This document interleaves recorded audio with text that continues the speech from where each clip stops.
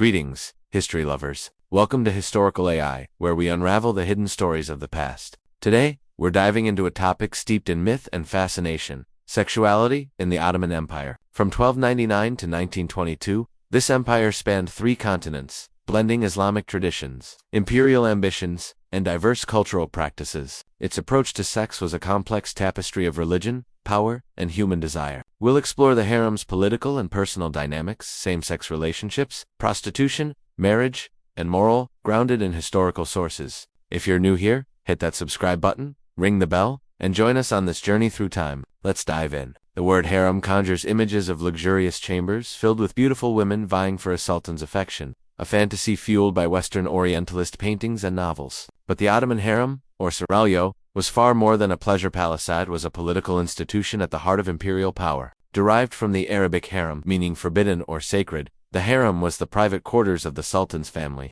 His mother, the valid sultan, wives, concubines, daughters, and female servants. Access was tightly controlled, guarded by eunuchs, castrated men who ensured no unauthorized males entered, preserving the sanctity of the sultan's household.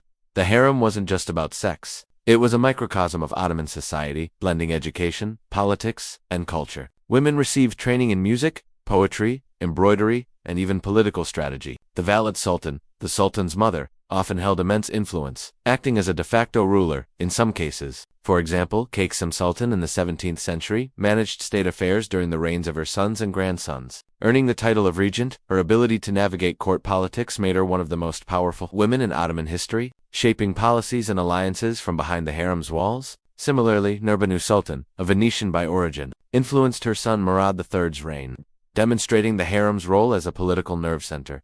Sexuality in the harem was closely tied to dynasty. Sultans typically engaged in sexual relations with concubines until they bore a male heir, after which the relationship often became more political to prevent favoritism that could destabilize the succession. This one mother, one son policy, formalized in the 15th century under Memneh the Conqueror, aimed to reduce fratricide among competing princes, though it didn't always prevent palace intrigue. The policy meant that once a concubine bore a son, she was often elevated to a higher status, and her sexual role diminished to avoid producing rival heirs. This system underscores the harem's function as a carefully managed institution. Balancing reproduction with political stability, was the harem a den of decadence? Not exactly. Islamic law governed sexual conduct, allowing a man up to 4 wives and unlimited concubines, provided the latter were slaves or captives. Concubines, often acquired through war or slave markets from regions like the Caucasus, Eastern Europe, or the Balkans, were trained in etiquette, seduction, and household management. A concubine who bore a child could rise to the status of Hasaki favorite or even marry the sultan, as seen with Harem Sultan, a Ruthenian slave who became Suleiman, the Magnificent's legal wife. Harem's rise from slavery to sultana reshaped the harem, elevating the role of the sultan's wife and challenging traditional power structures. Her letters to Suleiman, filled with poetic expressions of love, reveal a deeply personal bond, though always framed by the empire's political realities. These letters, preserved in archives, offer a rare glimpse into the emotional lives of harem women. Blending affection with strategic communication, life in the harem was a blend of rivalry and camaraderie. Women competed for the sultan's attention, but they also formed alliances, shared knowledge, and supported each other. Court records, such as the Kirisi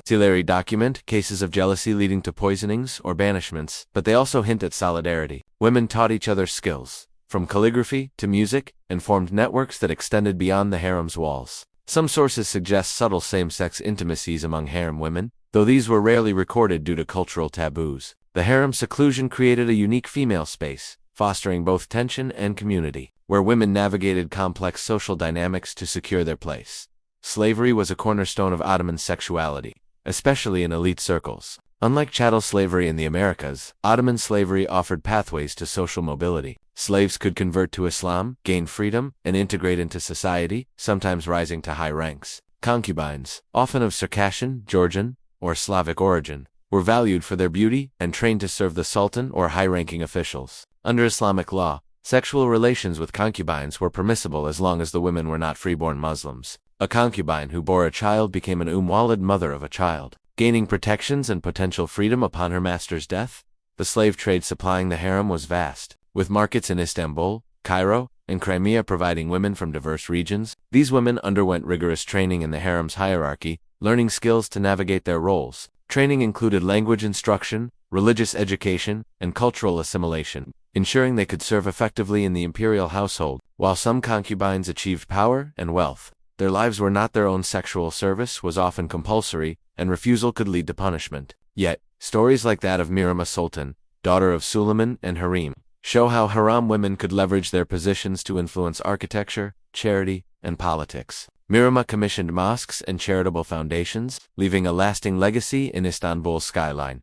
The moral complexity of concubinage is evident in Ottoman legal records. While Islamic law regulated these relationships, ensuring certain rights for concubines, the power imbalance was stark. The Kiri Sikileri reveal cases where concubines negotiated their status or sought legal recourse, indicating a degree of agency within constraints. For example, some concubines successfully petitioned for freedom or property rights, demonstrating their ability to navigate the legal system. However, their status as slaves meant their autonomy was limited, and their lives were shaped by the whims of their masters. Same-sex relationships are a lesser-known aspect of Ottoman sexuality. Often obscured by religious and social taboos, Islamic law strictly prohibited homosexuality, prescribing severe punishments in theory, yet historical evidence suggests a more complex reality. Ottoman poetry, particularly the ghazal genre, frequently celebrated the beauty of young male beloveds, or mabab, in homoerotic tones. Poets like Nedum and Baki wrote verses praising youthful male beauty, often blurring the lines between spiritual and physical admiration. These relationships were socially tolerated in certain contexts, such as among the Janissaries' elite soldiers or in Sufi circles, where mystical love could intertwine with physical attraction. Discretion with paramount public acknowledgement could lead to scandal or punishment. Among women, same-sex relationships are harder to trace due to the seclusion of female spaces. The harem, with its all-female environment, likely fostered intimate bonds, though direct evidence is scarce. European travelers' accounts, while often sensationalized, mention lesbian relationships within the harem, possibly reflecting curiosity or projection. Ottoman sources remain largely silent, as female sexuality was heavily guarded and rarely documented. However, subtle hints in poetry and anecdotal records suggest that such relationships existed. Veiled by the harem's privacy, prostitution was a visible part of Ottoman urban life, operating in both regulated and illicit forms. In cities like Istanbul, Izmir, and Salonika, brothels were state-supervised, with tax collectors ensuring revenue for the treasury. Prostitutes, often non-Muslim women or freed slaves, served a diverse clientele, from merchants to sailors. While Islamic law disapproved of prostitution, pragmatic governance allowed it to thrive in designated areas, such as Istanbul's Galata district. Court records reveal prostitutes navigating legal disputes, negotiating contracts, or seeking protection, indicating a degree of agency despite their precarious social status.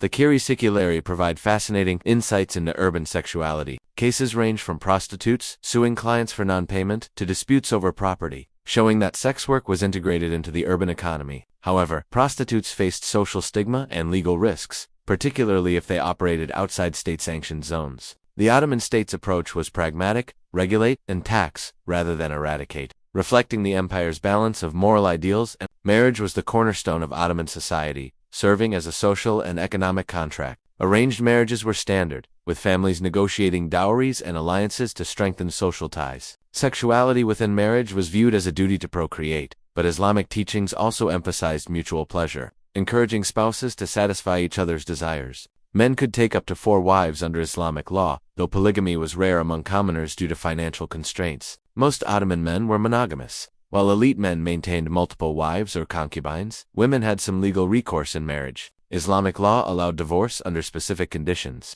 such as neglect or abuse, and women could initiate cold divorce initiated by the wife, though social stigma often deterred them. The Kiri Sikileri document cases of women seeking divorce due to impotence or abandonment, highlighting their ability to navigate the legal system, albeit within limits. For instance, a woman in 17th century Bursa successfully divorced her husband after proving he failed to provide for her, a case that underscores the legal protections available to women, however limited by societal norms. Romantic love, while not the primary basis for marriage, was celebrated in Ottoman culture. Poetry and music, like the works of Nedum, expressed passionate desire, often directed toward both men and women. Love letters between sultans and their favorites, such as those between Suleiman and Harem, revealed genuine affection, though always shaped by power dynamics. These letters, often written in ornate Persian or Ottoman Turkish, combined romantic sentiment with political strategy, reflecting the intertwined nature of love and power in the Ottoman elite.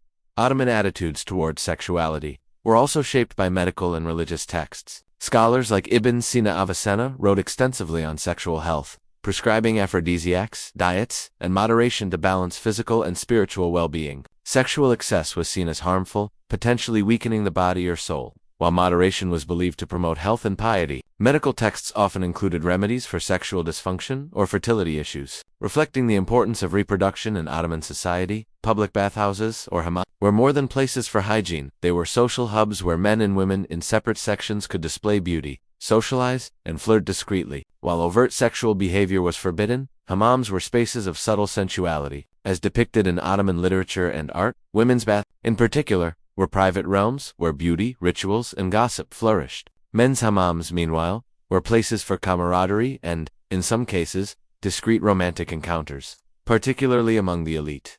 Ottoman art and literature celebrated sensuality in nuanced ways. Miniature paintings often depicted lovers in idyllic gardens, while poetry explored themes of longing and desire. These works idealized love and beauty, often masking the realities of power imbalances, especially for women and slaves. For example, a 16th-century miniature might show a romanticized scene of a sultan and his beloved, but the underlying power dynamics or status as a concubine or slave were rarely depicted. As the Ottoman Empire entered the 19th century, Western influences sparked changes in attitudes toward sexuality. The Tanzimat reforms 1839 to 1876 aimed to modernize the empire, aligning laws with European standards. This led to debates about polygamy, concubinage, and slavery. The gradual abolition of slavery, culminating in the late 19th century, reduced the harem's reliance on enslaved concubines. New ideas about gender equality emerged, influenced by European travelers and Ottoman intellectuals. Though traditional practices persisted, the rise of print culture introduced novels and newspapers that discussed love,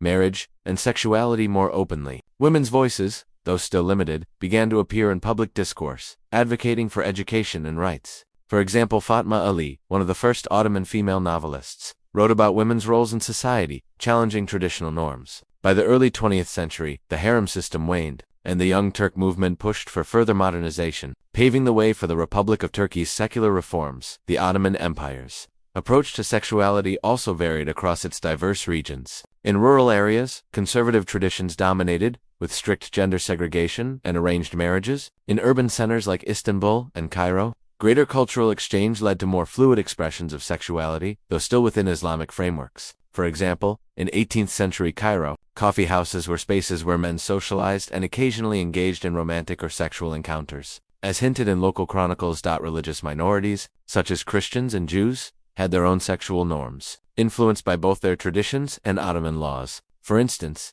Jewish communities in Salonika maintained strict marriage customs, but intermingling in urban spaces sometimes led to cross-cultural relationships, as recorded in community archives. These interactions highlight the empire's diversity, where different communities navigated sexuality within shared urban spaces. The role of eunuchs in the harem deserves special mention. Often enslaved Africans or Europeans, eunuchs were castrated to serve as guards and administrators, ensuring the harem's seclusion. Their unique position, neither male nor female in the traditional sense, gave them significant influence. The chief, black eunuch, or Kisler Aga, was one of the most powerful figures in the Ottoman court, managing the harem's finances and acting as a liaison between the Sultan and his mother. Their presence underscores the complex interplay of gender and power in Ottoman sexuality. Ottoman sexuality was also influenced by external perceptions. European travelers, from the 16th to 19th centuries, often wrote about the empire's sexual practices with a mix of fascination and judgment. Their accounts, like those of Lady Mary Wortley Montagu, who visited Istanbul in the 18th century, offered glimpses into the harem but were colored by Orientalist biases. These writings shaped Western perceptions of Ottoman sexuality as exotic and indulgent, often ignoring its regulated and pragmatic nature. The decline of the Ottoman Empire brought new challenges to its sexual norms. The influx of Western ideas,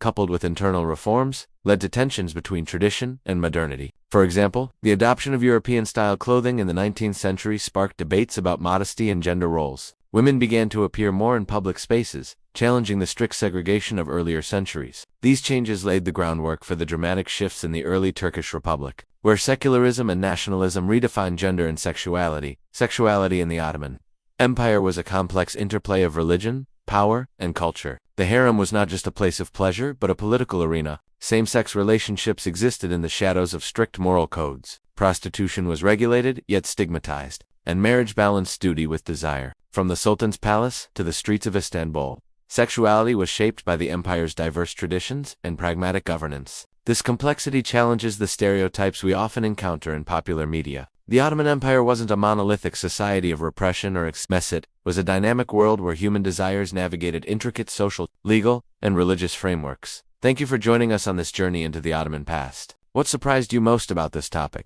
Drop your thoughts in the comments, and let us know what other historical subjects you'd like us to explore. Don't forget to like, share, and subscribe for more deep dives into history. Until next time, keep exploring the past.